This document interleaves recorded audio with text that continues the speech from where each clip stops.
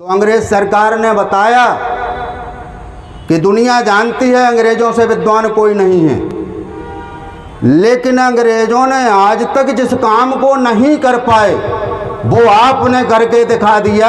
पढ़ने के लिए आपने स्वयं के पैसे से स्कूल खोल दिए। महात्मा ज्योतिबा फुले ने पूछा, क्या सरकार मानती है कि मैंने अच्छा काम किया, सराहनीय काम किया और सरकार को लगता है कि अच्छा है तो पूरे देश में सबको फ्री और अनिवार्य शिक्षा लागू कर दी जाए। बाबा साहब अम्बेडकर भी इतना ना पढ़ पाते। सबसे बड़ा जो हथियार है वो शिक्षा है, लेकिन संसद पर कब्जा करो, स्कूल में कॉलेजों में सभी पर कब्जा कीजिए। और तभी इससे बात कर, तुम तहसीलदार है, अभी बहुत बड़ा नहीं है, मेरा लड़का कलेक्टर है, आपके यहाँ तहसील में नायब तहसीलदार के पद पर हूँ। हमारे समाज में मनुस्मृति का ही कानून लागू था।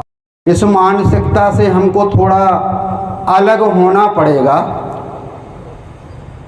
किसी भी महापुरुष को हमने जातियों में बांट लिया है और विशेषकर जिस महापुरुष की जयंती हम मनाते हैं, खासकर उसी समाज के लोग अधिक संख्या में आते हैं, अन्य संख्या और समाज के लोग कम संख्या में आते हैं।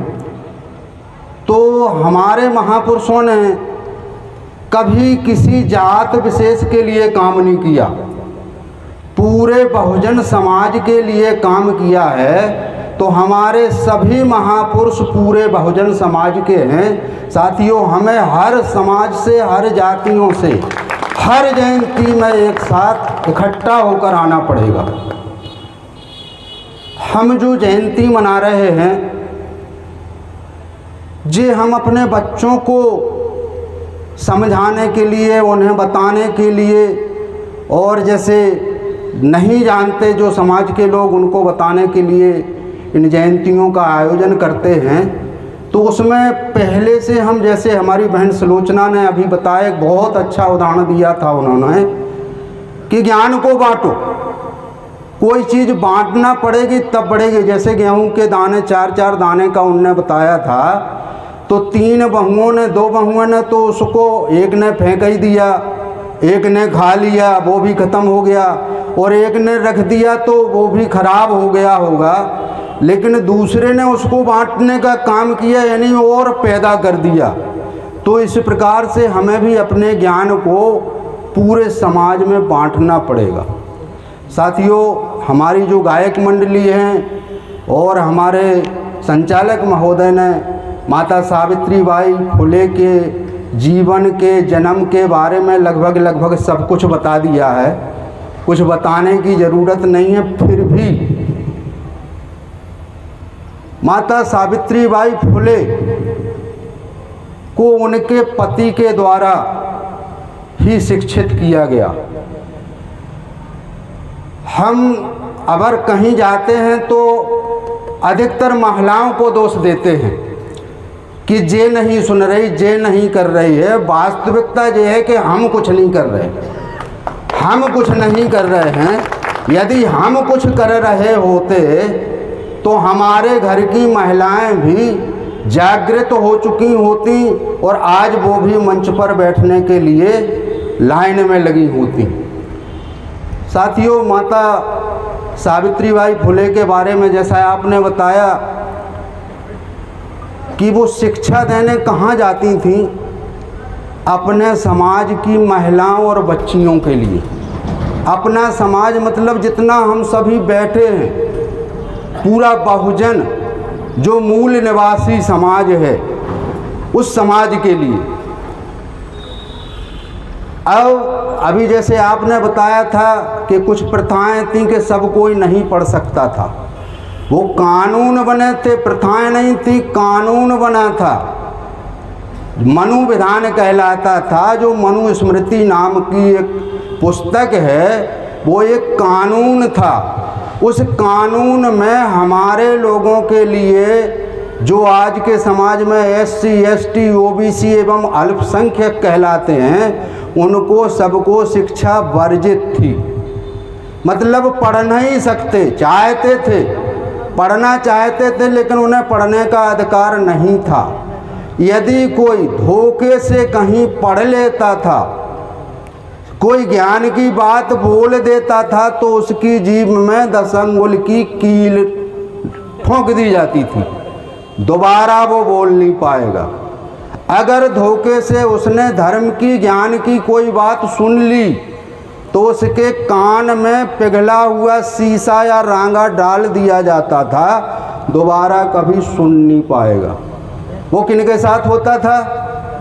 मेरे बाप के साथ और आपके बाप के साथ। मतलब सभी हमारे आपके पुरखों ने जे कष्ट झेले, उनको जे कष्ट दिए जाते थे, उसी समय जे विधान, अंग्रेजों का शासन हो चुका था, अंग्रेज अपना शासन अपना कानून चलाते थे, लेकिन हमारे समाज में मनुस्मृति का ही कानून लागू था। सब पढ़ सकते थे, मुसलमान पढ़ सकते थे, ईसाई पढ़ सकते थे, हमारे लोगों को फिर भी पढ़ने का अधिकार नहीं था। मैं थोड़ा सा पूछना चाहूँगा कि देश की आज़ादी की क्रांति कौन वर्ष में शुरू हुई थी? 1857 कहते हैं सर। सभी लोग यही बताते हैं कि सन 1857 में अंग्रेज़ों को भगाने के लिए आज़ादी की लड़ाई शुरू हो गई थी। 1857 में नहीं, 1848 में अंग्रेज़ों को भगाने के लिए यहाँ क्रांति शुरू हो गई थी। 1948 में क्यों हुई थी? 1848 में हमारे शिक्षा के अग्रदूत महात्मा ज्योतिबा फुले ने माता सावित्रीबाई के सहयोग से एक स्कूल खोला था कन्याओं के लिए, लड़कियों के पढ़ने के लिए आवासीय स्कूल खोला था। और वो आवासीय स्कूल खोला था जिसमें 25 लड़कियों ने एडमिशन लिए थे। हमारे बीच में हमारे पवई नगर के टीआई साहब पधार चुके हैं। पूछना चाहता हूँ, मैंने ऐसा कौन सा काम कर दिया जो सरकार मेरा सम्मान समारोह रखे? तो अंग्रेज सरकार ने बताया कि दुनिया जानती है अंग्रेज़ों से विद्वान कोई नहीं है, लेकिन अंग्रेज़ों ने आज तक जिस काम को नहीं कर पाए वो आपने करके दिखा दिया। हमारे देश के अंदर SC ST OBC बैकवर्ड के लोगों को पढ़ने के लिए आपने स्वयं के पैसे से स्कूल खोल दिए। तो अंग्रेज सरकार से फिर से हमारे महापुरुष महात्मा ज्योतिबा फुले ने पूछा, क्या सरकार मानती है कि मैंने अच्छा काम किया? सरकार ने कहा हाँ, बहुत सराहनीय काम किया। बोले अगर सराहनीय काम किया और सरकार को लगता है कि अच्छा है तो पूरे देश में सबको फ्री और अनिवार्य शिक्षा लागू कर दी जाए। तो 1848 में अंग्रेज सरकार ने सभी को फ्री और अनिवार्य शिक्षा कानून बनाकर लागू कर दी। उसी समय से उनको भगाने का कार्यक्रम चालू हो गया। बोले अंग्रेजों वापस जाओ, अंग्रेजों वापस जाओ। तो 1848 में ये क्रांति शुरू हो गई थी। साथियों, माता सावित्रीबाई फुले ना होती, महात्मा ज्योतिबा फुले ना होते तो बाबा साहब अम्बेडकर भी इतना ना पढ़ पाते, क्योंकि सारी प्रेरणा बाबा साहब अम्बेडकर को महात्मा ज्योतिबा फुले से ही मिली थी। और उनकी प्रेरणा से उन्होंने पढ़ाई, इतनी पढ़ाई कर करके हमें भारत का संविधान दे दिया और उस संविधान को से हमको सारे अधिकार मिल गए। आज हम जो बैठे हैं, चाहे वो किसी भी पद पर बैठा हो, चाहे राजनीति में हमारे किसी भी पद पर हो, चाहे सरकारी नौकरी में हो, कहीं भी किसी पर पद पर हो, तो वो भारतीय संविधान में हमको जो अधिकार मिले हैं उसके तहत हम यहाँ तक पहुँचे हैं। साथियों, मैं समय ज़्यादा ले रहा हूँ, लेकिन फिर भी ज़रूरी बात कहना तो ज़रूरी होगा। अभी मेरे दिमाग में एक और बात आ रही है कि साथियों, जैसे हमारे महापुरुष, जितने भी महापुरुष हुए हैं, इन्होंने इतनी बड़ी क्रांति लाई है और हमको अधिकार दिए हैं। किसी भी तलवार बंदूक की बल पर नहीं, केवल कलम की बल पर लाए हैं और शिक्षा की बल पर लाए हैं। तो हमारा सबसे बड़ा जो हथियार है वो शिक्षा है। शिक्षा की दम पर हम सब कुछ ले सकते हैं, सारे पावर ले सकते हैं। हमें शिक्षा के लिए स्वयं नहीं अगर बढ़ पा रहे तो बच्चों को हमेशा प्रेरित करना पड़ेगा। अभी आपने जो मंदिर के बारे में हमारे एक गायक कलाकार ने कहा था, हमारे सबसे महत्वपूर्ण 2 मंदिर हैं।